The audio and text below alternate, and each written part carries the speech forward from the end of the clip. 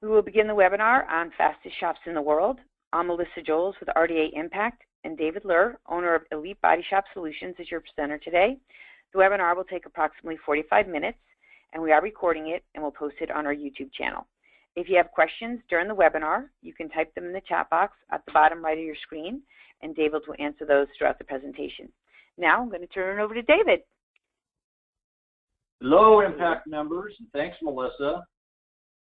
I appreciate you guys asking me back, and as long as you guys keep enjoying the content that we're putting out there, I'll keep doing it for you. I'm very honored, so thanks for that, and also thank you for your commitment to educating yourself.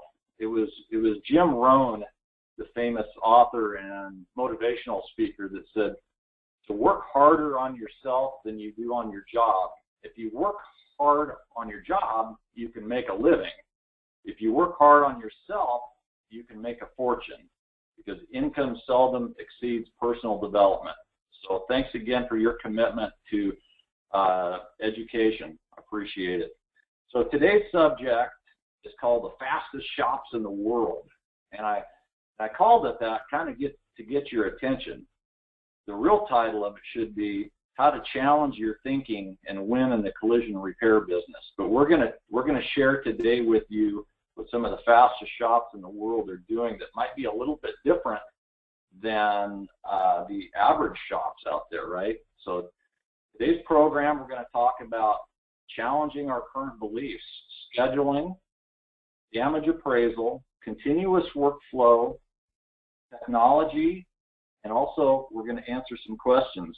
And like Melissa said, you can type them in through the chat box, or you can wait till the end, but I want to make sure that we leave time to answer any questions you guys might have. So many think that speed is only important to keep our scores real high with our direct repair partners. And while that is important, perhaps, we also have to remember that speed also plays a very vital role in our profitability, right? It's the faster that we can move cars through the shop, the more money we can make, right? It also helps the customer experience, but it also, by getting cars out of inventory quicker, we're able to put the next one in. So it really has a major effect on workflow all the way around. So, you know, while we think speed for obvious reasons is important, I wanted to just share some other reasons that you may not have considered. It's important for many different reasons. So when we typically think about our quest for speed, you know, and perhaps our direct repair partners asking us to improve our cycle times or something of that nature. So the first thing that we think of doing is maybe going out into the shop and beating them with a stick to get things moving faster. So the focus on fast is a little bit deceptive. But if you focus on simply removing the obstacles that continually get in our way of allowing a vehicle to continuously flow through the workshop, then naturally things are going to start happening a lot faster. So you can either go out and beat them with a stick, or you can focus on improving your process. It really is your choice. And the other myth that we want to kind of bust here, some of you may think that speed most heavily relies on the quality of our technicians. And while I think that's very important, what technicians really want from all of us is simply this. They want parts and paperwork. And it's administrative's role to make sure that we provide that for them. And that has a bigger impact on cycle time than just the speed of the technician, right? So I'm not saying that it's not important to have good techs, but the biggest improvements are made in the administrative processes.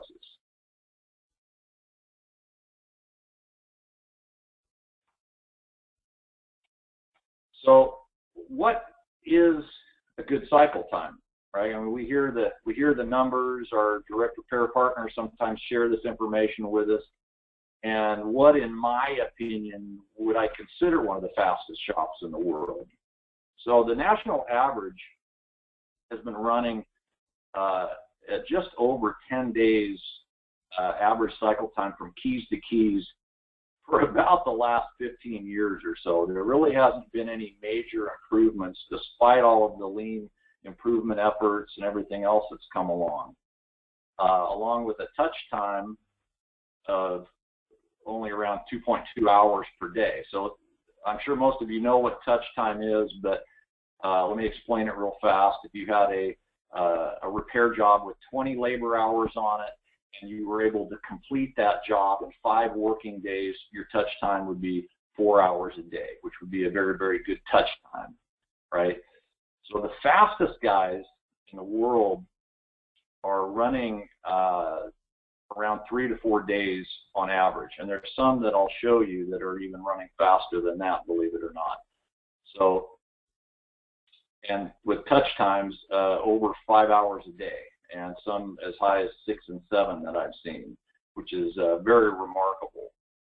A lot of the fast shops measure their cycle time. Some of you may have seen this before from previous presentations that I've done, but you can measure your cycle time by breaking it down into sections, and this really helps you know where to focus on your improvement efforts. You know, are we taking too long from the time the vehicle arrives till the time we start on it and it becomes production ready? We can also measure our repair start from repair complete, and also what I call lost on delivery, where how long is the car sitting around after it's been completed. So these are some different ways to measure it and to set some goals for yourself. So the biggest part about the biggest difference between average shops and some of the fastest shops in the world have very little to do with technology, although that plays a role in it. But the fastest shops in the world realized that they had to create a new normal. What they consider normal is very different from a normal business day in an average collision repair shop. They avoid what I like to call the victim zone, where they blame the insurance industry and anybody else but the guy they shave with in the mirror on why they're not performing the way they should, right? They take full accountability for themselves, and they purposefully change processes, improvement efforts, because they want to, not just because they have to survive. So understanding what the fastest shops also have many of the same challenges as everyone else. They still have to deal with insurance companies, upset customers, all the technology that's coming our way, consolidation, and also the shrinking labor pool. So we're all in this together, but the biggest difference between the fastest shops and the regular shops are that they don't allow these things to stop them by becoming a victim. So let's just take a quick peek at some of the shops. There's throughout my role as a coach and business consultant at Elite Body Shop Solutions, I get to visit some amazing shops all over the place. And Rydell in North Dakota is one of the ones that's at the top of the list. It's quite remarkable what they've done there, and you know, it's a pretty good sized facility. They're running at about a 4-day average cycle time, keys to keys, and they're generating between 25 and 30 repair orders per day. So this is a pretty high production facility. But when you go in to Rydell, what's quite striking is just how calm everything is. You don't see manic people running around with their hair on fire. So let's take a look what's going on overseas. Here's an example of a shop over in the UK that's running 109 ROs per week through a 17,000 square foot facility with a touch time of 6.2 hours per day and only 2 spray booths. And they are, in fact, using some catalytic drying equipment to help them accomplish that. But it's a pretty remarkable shop. And here's an interesting concept that came out of Australia, and they also have some locations in the UK. Gemini. It's a group owned by a pair of identical twins that grew up. One was a body man and one was a painter, and they started this company called Gemini, and it's now a huge consolidator itself. But they have what's called a drivable model, and they're just doing remarkable things. Average cycle time of 1.35 days. I mean, you got to be kidding me, right? But those are just drivable vehicles. But even having said that, that's you got to admit that's pretty remarkable. So a good friend of mine named John Parker, he's also from the UK. One day he said, you know, the problem with most of the shops is that they're always trying to do the wrong things righter. And I'm like, well, what do you mean by that, right? He says, well, you know, for example, you guys, you know, you try to make your supplements more efficient instead of eliminating supplements altogether. You know, that was just an example, but it really kind of got me thinking. Maybe, you know, we're so conditioned on how things are supposed to be done that sometimes we're blinded to some of the obvious things that we maybe we should be doing, right? Because when we're doing the wrong things, you can continue to make improvement after improvement after improvement, but you're still only going to have a bicycle, right? You may have the fastest, best bicycle around, but you're never going to have a race car.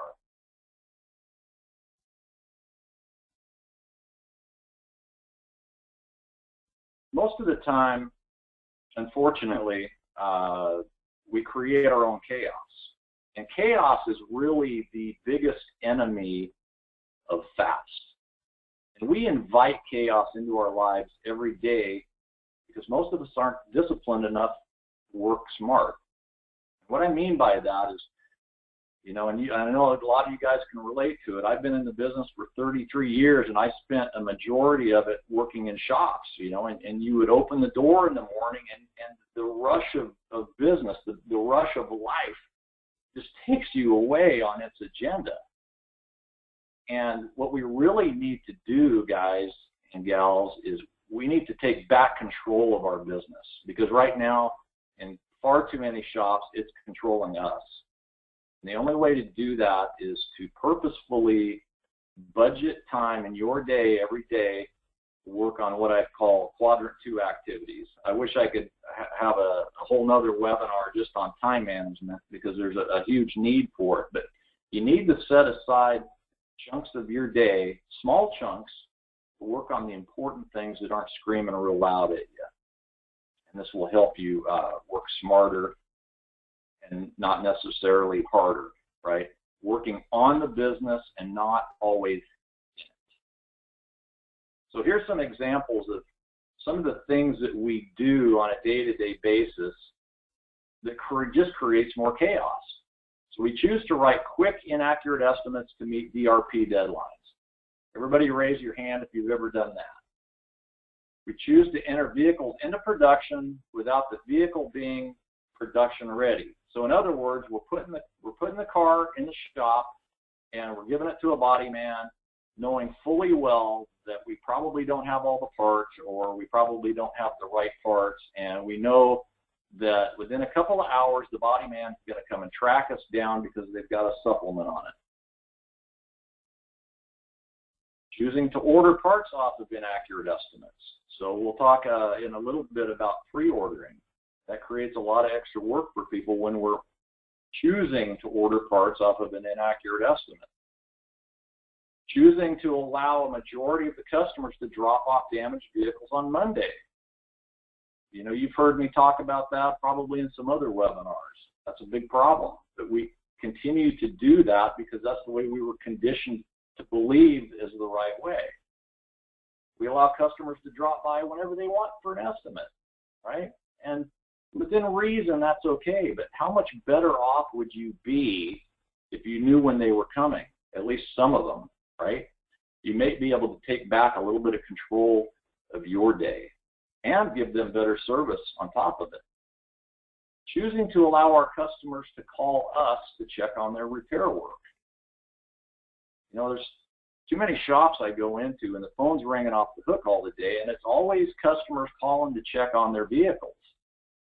And that's completely unnecessary, right? Because if you think about it, when they call, it's the receptionist answers the phone. Hello, this is Mr. Smith. I'm calling to check on my Tahoe.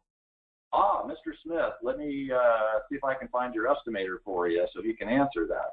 And you get the estimator on the phone and says, oh, I don't know, I got to go check with Bill out in the shop. So then he goes out. All of a sudden, you've got 3 or 4 people interrupted because of a call that's coming inbound when you could have easily proactively called them with an update. Choosing not to perform proper repair diagnostics up front. Blueprinting, we'll cover that in a minute. Choosing not to properly check in vehicles with the customer present. What I mean by that is the time that we spend at drop-off, walking around the vehicle and making sure we have all the information that we need before they leave. So it's no wonder that we feel like this all the time, right, guys? We're tired every day after work, and it's time to stop the madness. Because rushing isn't fast, smart is fast. So one of the biggest, no, let me retract that. The biggest influencer on your cycle time and what makes the fastest shops the fastest is simply understanding Little's Law. The Little's Law is a very simple math equation, and by understanding this, you can make immediate improvements to your cycle time. So in the diagram, you see a representation of a shop that can consistently produce 2 vehicles a day. So you see the 2 little cars down there on the bottom. And in the funnel, which represents your shop, there's 10 vehicles in there. So if you do the math, at a production rate of 2 cars a day with 10 cars in the funnel, what would your cycle time be? That would be 5 days. 10 divided by 2 is 5. So now let's say our estimators have been told by upper management that we need to go grab some keys, right? So all of a sudden, we've filled the funnel. See, we can still only produce 2 cars a day, right? So now we've got 20 cars.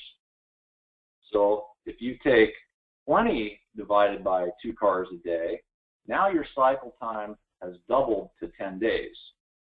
So I know this is a very simple math equation, but it's one of the most important things that you can understand when it comes to scheduling cars in as you need them. And this can make the biggest improvement on your cycle time if this is something that you're not already aware of. So what about scheduling? So this is an example of a shop that schedules in the exact same number of cars Monday, Tuesday, Wednesday, Thursday, and Friday. I know it sounds crazy, but they do it, and it's very, very effective. So not only do they do that, but you can see in the colored representations on the boards that they also schedule in the size of the work based on categories 1, 2, and 3. So they'll have so many slots available for small jobs, so many for medium jobs, so many for large jobs. And this particular shop also has a wholesale division, so they also schedule in wholesale vehicles. So that's just a kind of a neat scheduling system that I've seen. If you're not quite ready to jump in with both feet and bring the same number of cars in each day, because we just haven't quite been able to overcome our old thinking, maybe something like this might work for you. This is a very simple scheduling form that most of my elite shops use to schedule cars in. So to use this, all you have to understand is how many cars a week do I need to produce? And you write the RO name, the RO number or the person's name in each box until it's full, and then you don't bring any more cars in. You can also use a simple form like this if you like the idea of segregating the Cat 1, 2, and 3 repairs, if that makes any sense. And I just want to throw this out there for our Elite Impact members. If anybody's interested in this type of a simple scheduling system, please email me, and I'll be happy to work with you to put a simple solution for you together. This is about as easy as it gets, but it's the most effective way to make immediate improvements on the chaos around your shop and your cycle time. So scheduling estimates, we talked about this earlier. The picture is actually a snippet I took from our CCC system. I think most management systems have the ability to, put estimate appointments. You don't need this. You can use a desk calendar, right? But, I would ask you guys to at least consider when a customer calls and says, I've been in an accident, when can I come by for an estimate? Instead of just saying, well, we're open from 8 to 5, come by anytime, you could do that, but you could also say that if we know when you're coming, we could probably get to you quicker and give you a better quality estimate. How's 2 o'clock sound? It helps you take back control of your day, right? And it's not a disservice to the customer. It's actually doing them a better service because you're going to be able to be more attentive and give them a better estimate and decrease the chaos around your shop. It's time to take back control, guys. This is one way to do it. Reordering parts. I just actually finished writing an article about this subject. There's a lot of myths surrounding the amount of time saved by pre-ordering parts, and one of the most chaotic shops that I've seen pre-orders everything, and they got they're guessing, right? They're guessing at what parts they might need, so they've got all these returns, and it's just a horrible nightmare. Pre-ordering, in my opinion, only makes sense if you have an accurate repair plan first. And we're going to talk about a couple different ways that you can go about doing that. Does it make sense to pre-order on small jobs? Personally, I like to. I like to have an opportunity to pre-order on small jobs so that I can turn them in 1 or 2 days. But having said that, that goes back up to the previous rule, which only if you have an accurate repair plan.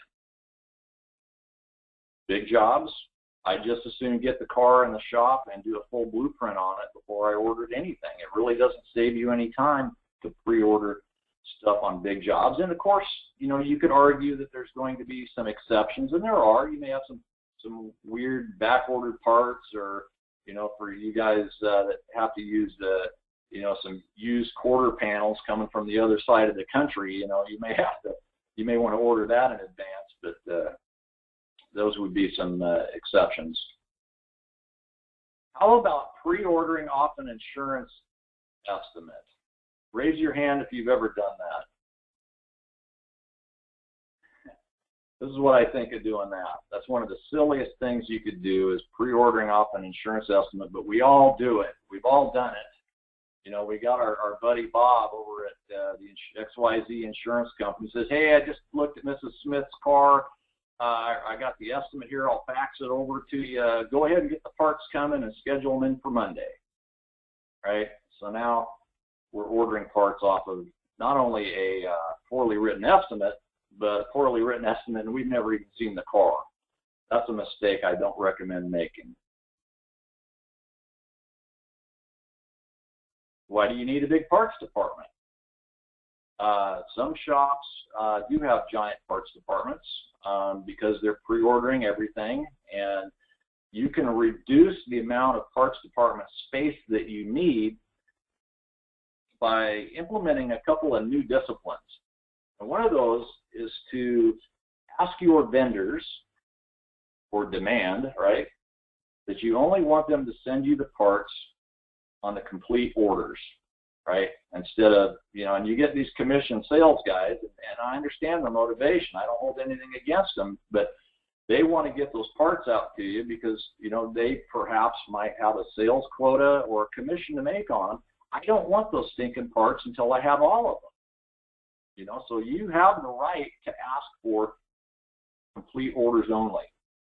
I don't like a bunch of parts sitting around for a week waiting for a car to come in. So if I'm going to pre-order something, I'll try to have them delivered the day prior to the repair appointment, if that makes sense.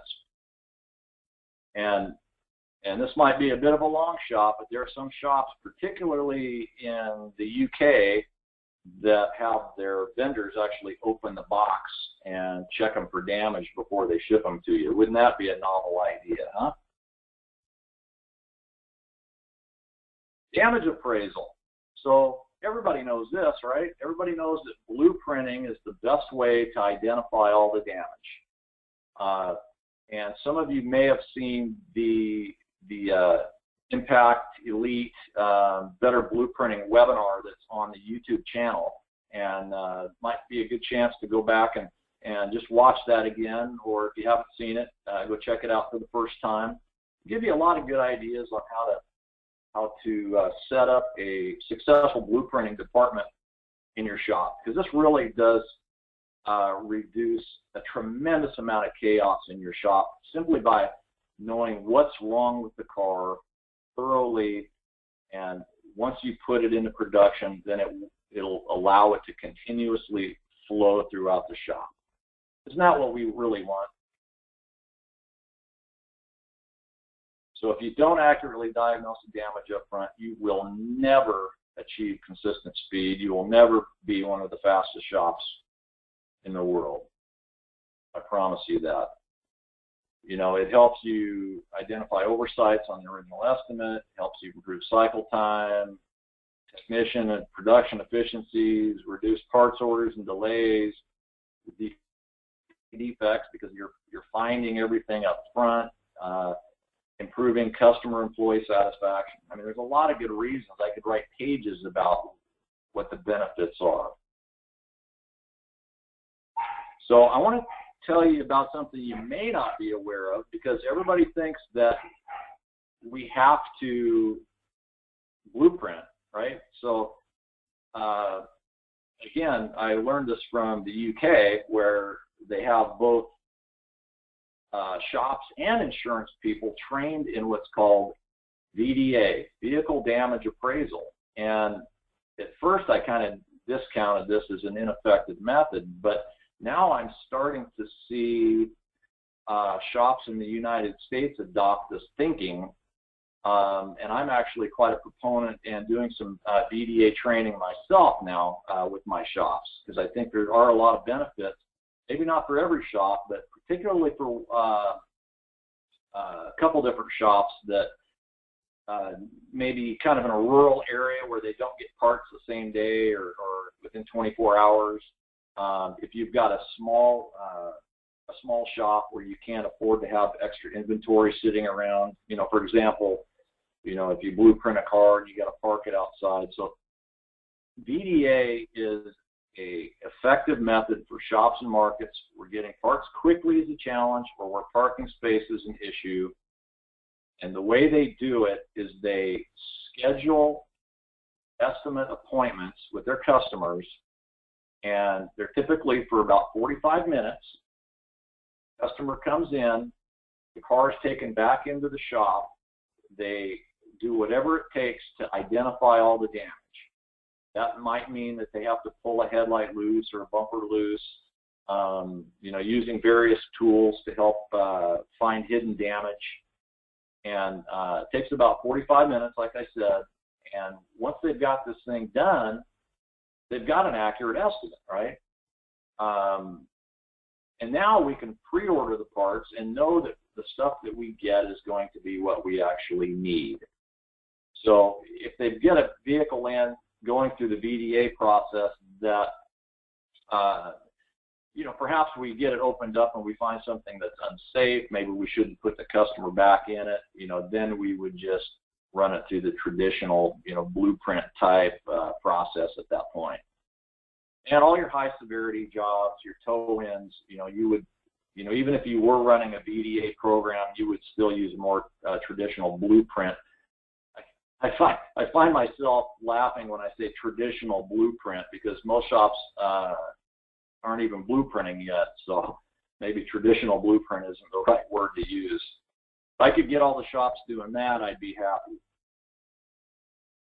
So during the VDA process, and what a lot of shops are now incorporating into their blueprinting programs, is a must, and that's pre-scanning, right? If you want to properly diagnose damage to a vehicle, we also have to diagnose what's wrong by scanning and checking it for codes, both before, during the blueprinting process, and also after the repairs are done.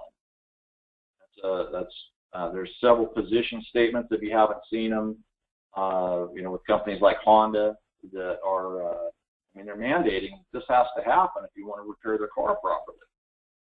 They use, during the VDA process, and the fastest shops in the world all do this, they're using standard repair methods. They're using OE repair data out of all data, or CCC repair methods is a couple of examples. And they're also utilizing OE parts diagrams, because sometimes in our estimating systems, there might be a part missing from there. If we have the OE diagrams, that's a great way to help capture some damage that we may not have otherwise, right? Parts mirroring. Everybody gets this, right? It's the ones that do this with discipline that really pays big rewards. I won't go into a big long spiel on parts mirroring. We all know that we need to check the new parts against the old damaged parts when they come. That's all I'm going to say. The fastest shops in the world do this, and so can you. So continuous workflow, what exactly does that mean, right? So continuous workflow means that once we've entered a vehicle into the production system, and we're doing that by having all the right parts on hand, it doesn't stop. It goes all the way through the production system as fast as possible without being held up with various obstacles. My friend Rich Altieri, I think, said it best. If those of you that have heard the word lean and are still confused by what it means, lean thinking is simply, what do I got to do to keep the technician's hands touching a car? Hands on the car equals lean, hands off car equals waste. So continuous workflow means hands on car.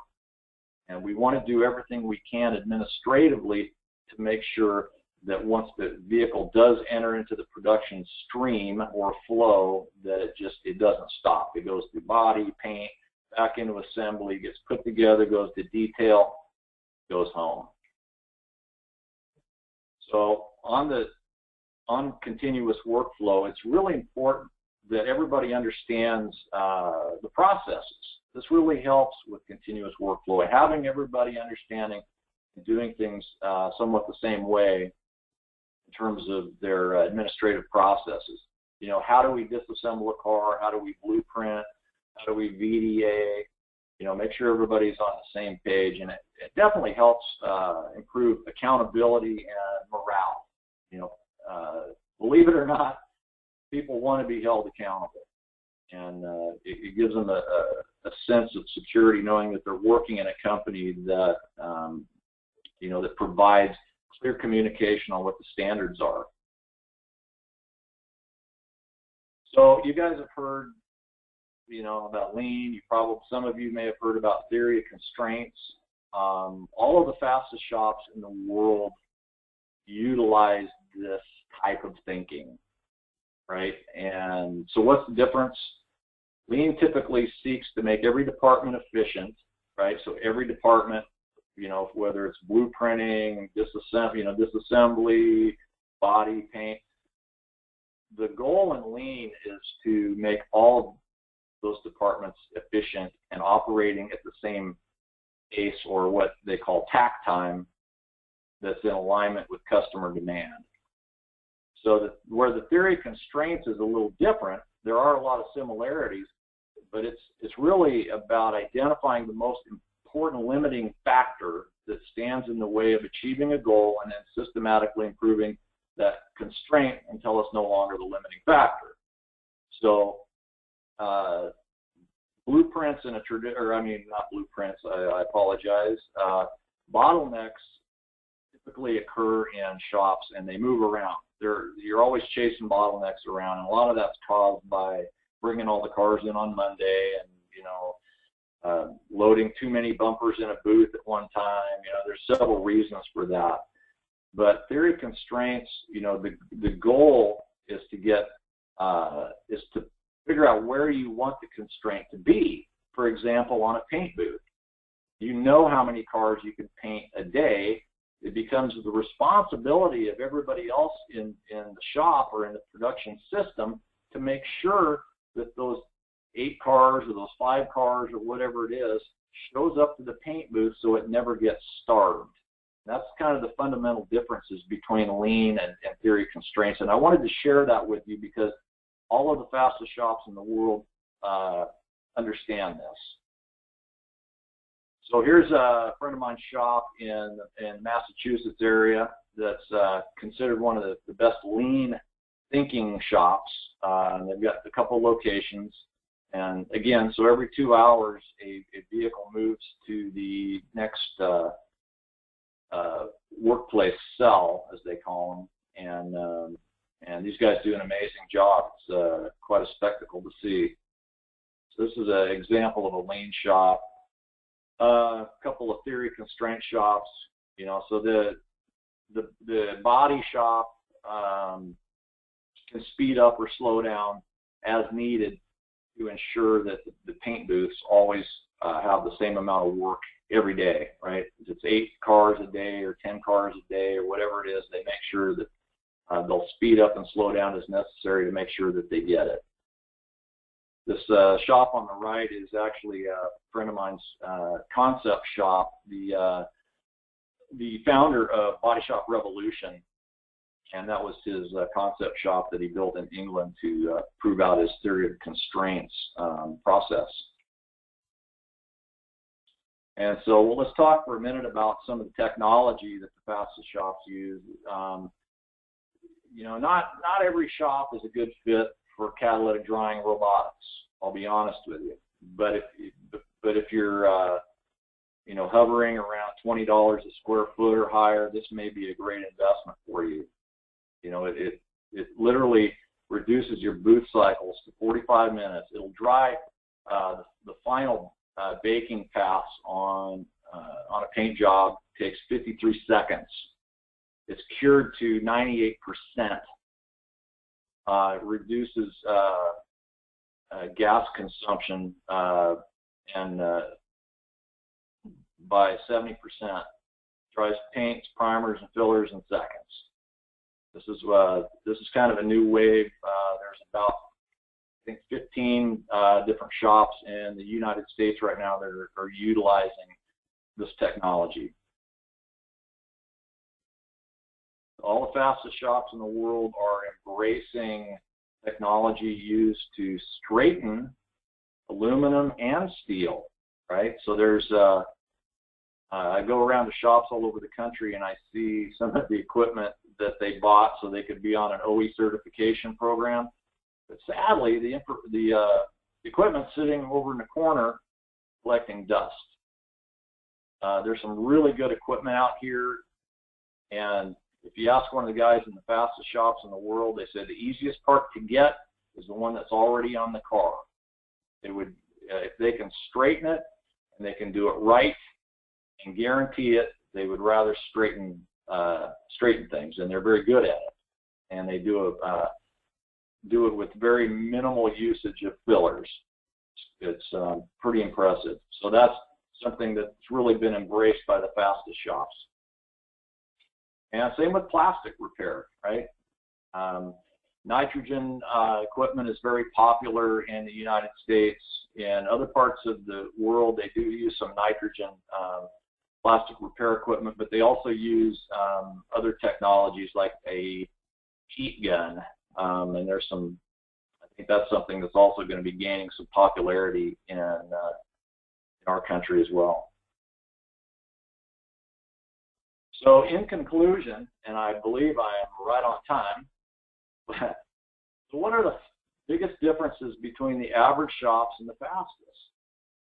You know, you guys are probably watching all this stuff, this information that I've gone over, and you're like, well, you know, I kind of knew all that already, right? I mean, I know that blueprinting is going to help, right? I know that not scheduling all my cars in on Monday would probably be better. The biggest fundamental difference between the fastest shops in the world and the average shops is simply the discipline to do what they know is the right thing and to do it every day, right? It's having the leadership skills that are required to get your people on board, getting them doing the right things every day. And it's having the belief in yourself and in your company that you can pull this off, because you can.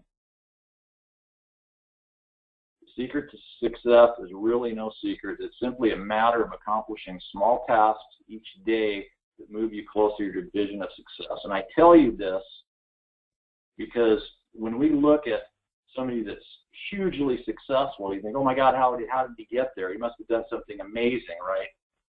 But the truth is that the people that are disciplined enough just to take small actions every day are going to win in this game. It's actually a great time to be in the collision repair business if you adopt this philosophy.